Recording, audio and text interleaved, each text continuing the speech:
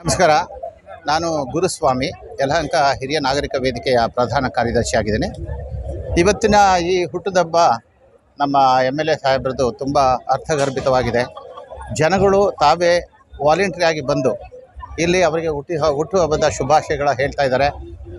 ಇವರು ಒಂದು ರೀತಿಯಲ್ಲಿ ನಮ್ಮ ಶಾಸಕರು ಎಲ್ಲರಿಗೂ ಮಾದರಿಯಾದಂತಹ ಶಾಸಕರು. ನಮ್ಮ ಈ ಯಲಹಂಕ ಕ್ಷೇತ್ರದ ಸರ್ವತೋಮುಖ ಅಭಿವೃದ್ಧಿಗೆ ತುಂಬ ಶ್ರಮಿಸಿದ್ದಾರೆ. ಅವರ ಅಭಿವೃದ್ಧಿಯ ಕಾರ್ಯಗಳೇ ಕೂಡ ಅವ್ರನ್ನ ಇಷ್ಟು ಜನಪ್ರಿಯರನ್ನಾಗಿ ಮಾಡಿದೆ. ಇದು ಬರೀ ಮಾತಲ್ಲ, ಅವರು ಮಾಡಿ ತೋರಿಸಿದ್ದಾರೆ.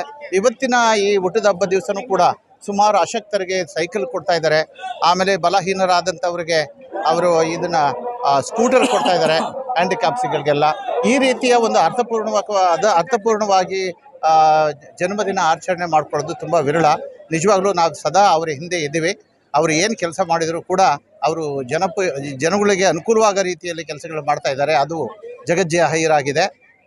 ಭಗವಂತ ಅವರಿಗೆ ಮತ್ತು ಅವ್ರ ಕುಟುಂಬದವರೆಲ್ಲರಿಗೂ ಆರೋಗ್ಯ ಐಶ್ವರ್ಯ ಕೊಟ್ಟು ಇನ್ನೂ ಹೆಚ್ಚಿನ ಆಯಸ್ಸು ಕೊಟ್ಟು ಅವರಿಗೆ ಭಾಳ ದಿವಸ ಹೀಗೆ ಇಟ್ಟಿರಲಿ.